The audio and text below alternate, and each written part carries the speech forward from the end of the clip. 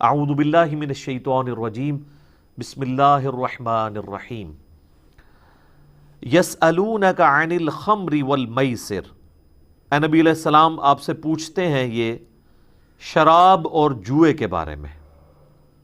اب یہ یاد رکھیے گا یہ ابتدائی خاکہ ہے، اس دور میں ابھی شراب حرام نہیں ہوئی تھی۔ ظاہر ہے کہ عرب کے لوگ جو ہیں وہ شراب کے ساتھ بہت زیادہ شغف رکھتے تھے، تو ایٹ لیسٹ 3 سٹیجز کے بعد اس کی فائنل حرمت نازل ہوئی سورۃ المائدہ کی آیت نمبر 91 کے اندر۔ تو یہ ابتدائی احکامات ہیں۔ آپ سے پوچھتے ہیں شراب اور جوئے کے بارے میں، قل فیہما اثم کبیر، فرما دیجئے کہ ان دونوں میں بہت بڑی برائی چھپی ہوئی ہے، ومنافع للناس، اور کچھ فائدہ بھی ہے لوگوں کے لیے۔ فائدہ کیا ہے کہ ظاہر ہے جوا کوئی جیتتا ہے تو اس کو فائنینشیل فائدہ ہو جاتا ہے، اسی طریقے سے شراب کا اگر کوئی کاروبار کرتا ہے تو اسے فائدہ تو ہوگا، یا وقتی طور پہ کوئی شخص غم مٹانے کے لیے شراب پی لیتا ہے تو وقتی طور پہ فائدہ ہوگا، لیکن ان دا لانگ ٹرم تو آپ کو پتہ ہے آج یعنی امریکن پریزیڈنٹ بھی شراب نہیں پی سکتا، ورنہ وہ اس پوسٹ کے لیے فٹ نہیں ہے۔ آج تو یعنی میڈیکل فیلڈ کے لوگ بھی اس بات کو مان رہے ہیں کہ یہ پھیپھڑوں کو خراب کر دیتی ہے اور اس طرح کے ایشوز ہو جاتے ہیں، انسان جو ہے وہ اپنا جو ذہنی لیول ہے وہ گرا بیٹھتا ہے، تو ایسا شخص لیڈرشپ کا اہل نہیں رہتا۔ تو اس میں گناہ بھی ہے اور فائدے بھی ہیں، دونوں چیزیں اللہ تعالیٰ نے بیان فرما دی، لیکن فرمایا وَإِثْمُهُمَا أَكْبَرُ مِن نَفْعِهِمَا، لیکن ان دونوں کے اندر جو گناہ چھپا ہوا ہے، دنیا میں جو اس کی نحوست پڑنے والی ہے وہ بھی، اور جو آخرت کے اعتبار سے اس کے اندر عذاب ہونے والا ہے وہ زیادہ کبھی ہے، زیادہ بڑا ہے ان کے نفع سے۔ نفع تو وقتی طور پہ کسی کو حاصل ہو جائے گا۔ اچھا آپ دیکھیں گے سورۃ المائدہ کی آیت نمبر 19 میں، جہاں پہ 91 کے اندر جہاں پہ اسے حرام قرار دیا گیا ہے، وہاں پر بھی آپ دیکھیں گے کہ جوئے اور شراب کا ذکر سائیڈ بائی سائیڈ ہو رہا ہوگا۔ یہ دونوں چیزیں کو ریلیٹڈ ہیں، یعنی جو شراب نوشی کرنے والا ہے وہ جوئے کی لت کے اندر پڑے گا، اور جو جوا کھیلنے والا ہے وہ الٹیمیٹلی شراب نوشی کے اندر مبتلا ہوگا۔ بیسیکلی یہ دونوں جو ہیں وہ بیٹر فیکٹس آف لائف سے آنکھیں چرانے کے لیے یہ سب حرکتیں کی جاتی ہیں۔ جوا کون کھیلتا ہے؟ وہ شخص جو راتوں رات امیر ہونا چاہتا ہے، یعنی وہ زندگی کے تلخ حقائق سے گزر کے ایک کمائی کرنے کی بجائے آنکھیں بند کر کے وہ کہتا ہے میں راتوں رات امیر ہو جاؤں۔ یہی ہے نا، شراب میں بھی یہی چیز ہے کہ جب انسان دیکھتا ہے کہ اب دنیا کے غم ہیں، ان مصیبتوں سے نکلنے کے لیے مجھے ایفرٹ کرنی پڑے گی، تو میں ایفرٹ تو نہیں کر سکتا، چلو شراب پی کے میں دوسری فیز میں چلا جاؤں غم بھلانے کے لیے۔ تو دونوں کے پیچھے مقصد ایک ہی ہے کہ جو زندگی کے تلخ حقائق ہیں جو اللہ تعالیٰ نے انسان کا مقدر کیے ہوئے ہیں، جس سے انسان کو گزرنا ہے، وَلَنَبْلُوَنَّكُمْ بِشَيْءٍ مِّنَ الْخَوْفِ وَالْجُوعِ وَنَقْصٍ مِّنَ الْأَمْوَالِ وَالْأَنفُسِ وَالثَّمَرَاتِ، پیٹ لگا دیا ہے، رزق کے لیے آپ کو تلاش کرنی پڑے گی۔ تو یہ ساری کی ساری چیزیں جو انسان کے ساتھ اللہ نے بائی ڈیفالٹ، جسے کمپیوٹر کی لینگویج میں ہم کہتے ہیں نا، فٹ کر دی ہوئی ہیں نا، ان سے آنکھیں چرانے کے لیے، جس طرح کہ بلی جو ہے اگر کبوتر کے سامنے آ جائے تو کبوتر بلی کو تو نہیں غائب کر سکتا، لیکن اگر وہ بیوقوف ہوگا تو اپنی آنکھیں بند کر لے گا کہ چلو اب میں یہ سمجھ لوں کہ بلی غائب ہو گئی ہے، لیکن بلی تو غائب نہیں ہوئی، وہ اس کی گردن ہی مروڑ دے گی آگے۔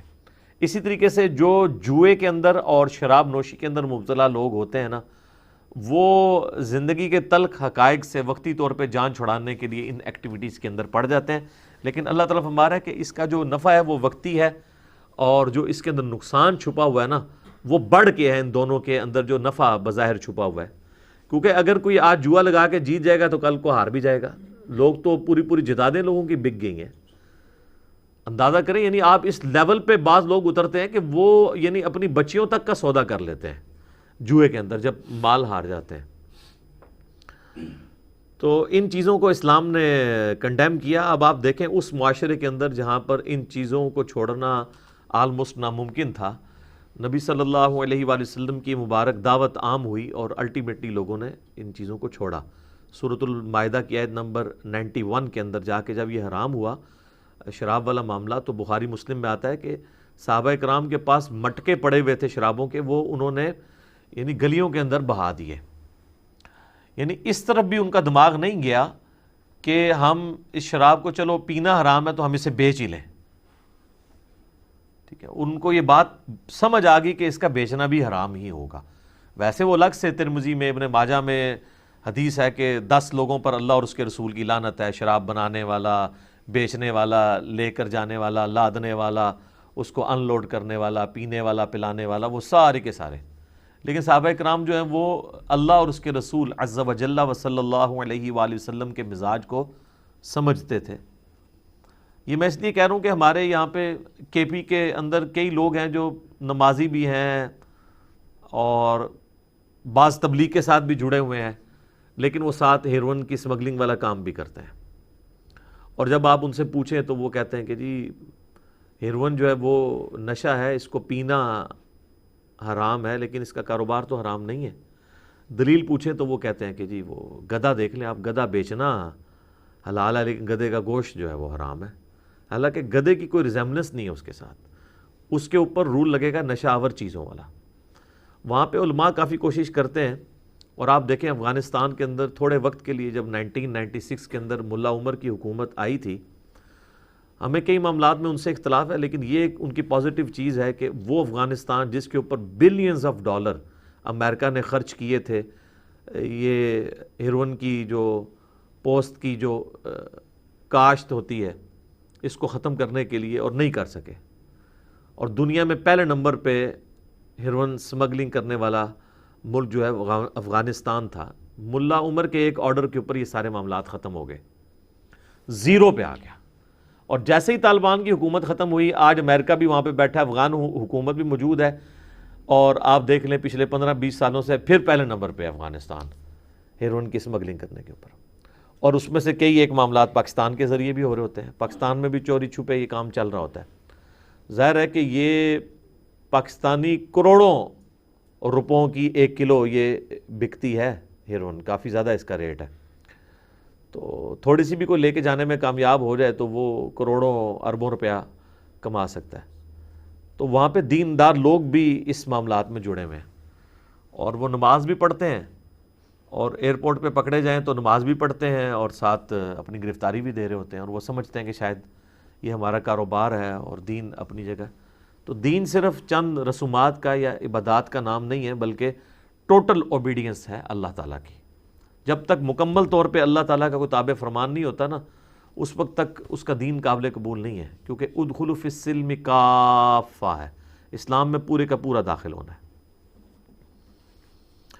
وَيَسْأَلُونَكَ مَاذَا يُنْفِقُونَ، اور اے نبی صلی اللہ علیہ وآلہ وسلم یہ آپ سے پوچھتے ہیں کہ اللہ کی راہ میں کتنا خرچ کریں، کیا خرچ کریں. قُلِ الْعَفْوَ، تو اللہ تعالیٰ کی طرف سے جواب آ رہا ہے کہ ضرورت سے زیادہ جتنا ہے نا سب ہی دے دو. سر یہی وہ چیزیں تھیں جس کی وجہ سے حضرت ابو ذر غفاری کا جھگڑا رہتا تھا حضرت معاویہ رضی اللہ تعالیٰ عنہ کے ساتھ. وہ کہتے تھے کہ تم نبی کی صحبت یافتہ ہو، تم نے اسی طریقے سے محلات بنانے شروع کر دیے ہیں جس طریقے سے رومن امپائر کے تھے، ہمیں تو یہ تعلیمات ہے ہی نہیں تھی. جبکہ حضرت معاویہ کا یہ موقف تھا کہ اگر کوئی شخص زکوٰۃ دیتا ہے تو وہ مال جوڑ بھی سکتا ہے، اور شرعی فتویٰ بھی اسی کے اوپر ہے. کیونکہ یہ آیات جو ہیں وہ ایک اعتبار سے منسوخ ہیں جب زکوٰۃ کا حکم نازل ہو گیا. لیکن ابو ذر غفاری کا موقف یہ تھا کہ یہ جو ناسخ و منسوخ والا معاملہ تم لے کے چل رہے ہو یہ تو عوام الناس کے لیے ہے. اگر یہی بات ہوتی تو نبی علیہ السلام بھی مال جوڑتے، آپ نے خود کیوں نہیں جوڑا؟ اور صحیح بخاری میں حدیث آتی ہے، آپ نے فرمایا کہ ابو ذر غفاری سے ہی فرمایا تھا کہ سامنے پہاڑ دیکھ رہے ہو نا، تو حضرت ابو ذر غفاری وہ احد پہاڑ تھا، 4-5 کلومیٹر تقریباً وہاں سے دور تھا. تو حضرت ابو ذر غفاری کہتے ہیں کہ میں دل میں سوچ رہا تھا کہ حضور مجھے کسی کام پہ بھیجیں گے، تو میں ذہن میں پلاننگ کرنے لگ پڑا کہ میں اتنے بجے جاؤں گا تو اتنے بجے واپس آ جاؤں گا اتنی دیر میں. تو آپ نے فرمایا کہ اگر یہ احد پہاڑ سونے کا بنا دیا جائے جو تقریباً 4-4.5 کلومیٹر کے اوپر پھیلا ہوا ہے، تو نبی علیہ السلام فرماتے ہیں میں اپنے پاس سوائے چند دیناروں کے کچھ نہیں رکھوں گا، سب کا سب اللہ کی راہ میں فوراً خیرات کر دوں گا. تو حضرت ابو ذر غفاری نے یہ حدیثیں نبی علیہ السلام سے سنی ہوئی تھی، پھر وفات تک بخاری مسلم میں آتا ہے، عائشہ کہتی ہیں کہ ہمارے گھر ایک مہینے، بعض کا 2 مہینے، بعض کا 3 مہینے بھی چولہا نہیں جلتا تھا، 2 کالی چیزوں کھجور اور پانی کے اوپر گزارا ہوتا تھا۔ تو نبی علیہ السلام کی وہ زندگی کو رول ماڈل سمجھتے تھے، اور وہ یہ کہتے تھے کہ تم لوگوں کے لیے جو نبی علیہ السلام کے صحبت یافتہ ہو، تم لوگوں کے لیے یہ معاملہ نہیں ہے کہ تم لوگ زکوٰۃ دو گے اور باقی مال جوڑتے جاؤ گے، بلکہ تمہارے لیے یہ والی آیات ہیں کہ جو شروع میں اسلام کی ایک مزاج کے طور پر اس اعتبار سے نازل ہوئی ہیں کہ آپ نے غریبوں کا خیال کرنا ہے۔ تو ان آیات کو وہ کوٹ کرتے تھے کہ ضرورت سے زیادہ سب کچھ اللہ کی راہ میں خیرات کر دیجیے۔ تو یہ دونوں ماڈل اپنی جگہ درست ہیں۔ ایک وہ ماڈل ہے جو تقوی کے اوپر بیس ہے، جو نبی علیہ السلام کے صحبت یافتہ لوگوں کا، یا جو لوگ چاہتے ہیں کہ ہماری قیامت والے دن ہمسائیگی پیغمبروں کے ساتھ ہو، تو پھر انہوں نے پیغمبروں والی زندگی گزارنی ہے۔ باقی اس میں کئی باتیں ہیں، وہ ابو ذر غفاری والا میرا کلپ آپ دیکھ لیں، اشک بار آنکھوں سے دیکھنے والا وہ کلپ ہے، جتنی دفعہ بھی لگائیں، تو اس میں نے ساری چیزیں ڈسکس کی ہیں۔ تو اے نبی آپ سے پوچھتے ہیں کہ ہم کتنا اللہ کی راہ میں خرچ کریں؟ فرمایا کہ ضرورت سے زائد جتنا بھی ہو کر دو۔ کذالک یبین اللہ لکم الآیات لعلکم تتفکرون، بالکل اس طریقے سے اللہ تعالیٰ اپنی آیات کھول کھول کر بیان کرتا ہے تاکہ تم اس کے احکامات پر غور و تفکر کر سکو۔ تو یہ غور و تفکر کر کے اس کو امپلیمنٹ کرنا ہے بڑا مشکل کام ہے۔ یہ یاد رکھیے گا، یہ 2.5% کا جو معاملہ ہے، یہ 40واں حصہ، یہ کم از کم ہے، ورنہ تو جتنا انسان اللہ کی راہ میں خرچ کر سکتا ہے وہ کرے، اس کو کرنا چاہیے۔ یہ تو کم از کم وہ فرائض ہیں جو آپ نے ادا کرنے ہیں۔ اور مال اللہ کی راہ میں خرچ کرنے کے اوپر میں نے پچھلی دفعہ کافی ڈیٹیل ڈسکشن کی تھی کہ سب سے آسان ذریعہ ہے جنت کمانے کا۔ اس کے لیے آپ کو کوئی ایفرٹ پٹ نہیں کرنی پڑتی، مال ہے نا ایک بندے کا۔ اگر آپ دیکھیں ہمارے کئی پولیٹیشنز ہیں، اگر آپ ان کے یعنی بینک بیلنسز اور ان کے ایسٹس دیکھیں تو اربوں میں ہے۔ تو میں نے کئی دفعہ بتایا کہ اگر کوئی شخص روزانہ 1 لاکھ روپیہ خرچ کرے تو آلموسٹ 25 سے 30 سال چاہیے 1 ارب کو ختم کرنے کے لیے۔ گھر جا کے آپ کیلکولیٹر پہ حساب کر لیں، 1 لاکھ روپیہ روز کا، مہینے کا نہیں، 1 لاکھ روپیہ روز کا خرچ کریں تو مہینے کا کتنا بنے گا؟ 365 لاکھ سال کا، 30 لاکھ مہینے کا، 365 لاکھ سال کا۔ تو ایٹ لیسٹ آپ کو 3 سال چاہیے اس اعتبار سے کہ آپ جو ہے وہ 1000 لاکھ تک پہنچے، اور بلین جو ہے وہ تو بہت بڑی رقم ہے۔ وہاں تک پہنچنے کے لیے آپ کو پھر ایک ایوریج جو انسان کا دل ہے نا جی، روزانہ 1 لاکھ دفعہ دھڑکتا ہے، اور وہ آلموسٹ ایوریج جو 60-70 سال کی زندگی میں نا 3 ارب دفعہ دھڑکتا ہے۔ تو جن کے پاس میرے بھائی 3 ارب روپیہ ہے تو وہ اپنے دل کی دھڑکن کے اگینسٹ بھی 1 لاکھ روپیہ روز کا خرچ کریں تو کم ہے۔ تو لوگوں کے پاس تو یہاں پہ جناب 3 ارب ڈالر بھی ہیں، 3 ارب تو چھوٹی رقم ہے۔ تو تھوڑی سی ایک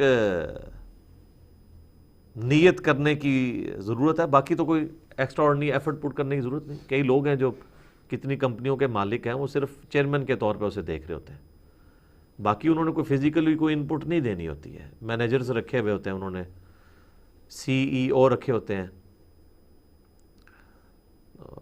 چیف ایگزیکٹو آفیسر جسے کہتے ہیں، وہ سال بعد ایک میٹنگ کر لیتے ہیں، ان کو ٹارگٹ دیتے ہیں، دیٹس آل، فارغ ہے۔ تو وہ مال خرچ کر سکتے ہیں اللہ کی راہ میں، ان کو تہجد پڑھنے کی، روزانہ اتنے سپارے پڑھنے کی اور یہ باقی کام کرنے کی ضرورت نہیں، مال خرچ کر کے اللہ کی راہ میں جو ہے وہ۔ سیدنا عثمان غنی رضی اللہ تعالیٰ عنہ نے کوئی نوافل پڑھ کے تو جنت نہیں کمائی ہے، نہ کوئی جنگ کے اندر کوئی کارہائے نمایاں جو ہے وہ پیش کر کے، بلکہ انہوں نے تینوں موقع پہ جو جنت کمائی ہے، جو جامع ترمذی میں مسند احمد میں حدیث ہے، وہ مال خرچ کرنے کے اوپر ہی ہے۔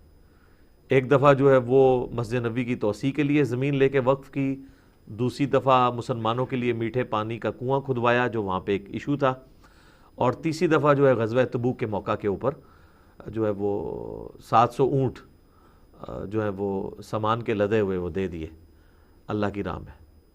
اور آپ کو کتنے وہ دینار سونے کے نبی علیہ السلام جو ہے وہ الٹ پلٹ کرتے تھے اور فرماتے تھے عثمان جنتی ہے، آج کے بعد جو چاہے مرضی کرے. تو مال ایک بہت آسان ذریعہ ہے اللہ تعالیٰ سے جنت لینے کا، بشرطے کہ انسان تھوڑا سا حوصلہ کر لے. دیکھیں جو مشقت عبادت کے اندر ہے نا وہ مال کے اندر نہیں ہے. میں لوگوں کے لیے بات کروں جن کے اپنے کاروبار چلے ہوئے ہیں. اب آپ نے مجھے یہ نہیں کہنا کہ ایک بندہ پورا دن مزدوری کرتا ہے وہ مال بچا رہا ہے اتنی مشقت سے کما رہا ہے، اس کی تو بات بھی نہیں ہو رہی نا. وہ تو 1 روپیہ بھی خرچ کر دے گا نا تو وہ اللہ تعالیٰ نیکیاں قیامت والے دن تولی نہیں جائیں گی، گنی نہیں جائیں گی، تولی جائیں گی. ہو سکتا ہے اس کی ایک کھجور جو ہے وہ 1 ارب روپے کے اوپر بھاری ہو. جو صحیح بخاری میں آتا ہے کہ وہ غزوہ تبوک کے موقع پر جب نبی علیہ السلام نے سارا سامان اکٹھا کروایا تو ایک انصاری صحابی تھا، اس نے یعنی پورا دن مزدوری کی ایک یہودی کے پاس، اور اس کو تھوڑے سے کھجوریں، اس بارٹر سسٹم تھا نا، کرنسی نہیں بلکہ کھجوریں اس کو ملی، اور وہ آ کے نبی علیہ السلام کی خدمت میں اس نے پیش کر دی کہ میری طرف سے یہ. تو وہاں پہ کچھ منافقین تھے جو اوپر سے تو کلمہ گو تھے، تو مذاق اڑانے لگے. انہوں نے کہا کہ یہ تھوڑی سی کھجوریں جو ہیں وہ رومن امپائر سے ٹکرانے جا رہے ہو، اس میں ان کھجوروں سے کیا ان پٹ ہوگی. تو نبی صلی اللہ علیہ وسلم نے وہ کھجوریں جو ہیں وہ سارے مال کے اوپر یوں بکھیر دی. آپ نے فرمایا یہ سارے مال کے اوپر بھاری ہیں، کیونکہ پیچھے اخلاص ہے. اللہ تعالیٰ نے تو ایسا معاملہ نہیں دیکھنا. صحیح بخاری مسلم میں حدیث ہے کہ ایک پھٹے پرانے کپڑوں والا شخص، مسلم شریف میں ڈیٹیل ملتی ہے، جس کے پاؤں میں جوتی بھی نہیں تھی، اور ایک جسے کہتے ہیں مفلس شخص تھا. صحابہ کے سامنے سے گزرا تو اس سے پہلے ایک امیر صحابی گزرا، تو نبی علیہ السلام نے کہا کہ اس کے بارے میں تمہارا کیا خیال ہے؟ تو کہا کہ یہ تو اتنا معزز شخص ہے کہ کسی گھر پہ دروازے پہ دستک دے لوگ اسے رشتہ دے دیں اور لوگ اسے پورا رسپانس کریں. اس کے بعد ایک وہ غریب جب شخص گزرا تو آپ فرمایا اس کے بارے میں کیا خیال ہے؟ ان کا تو یہ کسی بھی دروازے پہ جائے دھتکار دیا جائے، اس کو کوئی اپنی بیٹی کا رشتہ دینے کے لیے تیار نہ ہو، اسے کوئی سیریس کرنے کے لیے اپنی مجلس میں بٹھانے کے لیے تیار نہ ہو.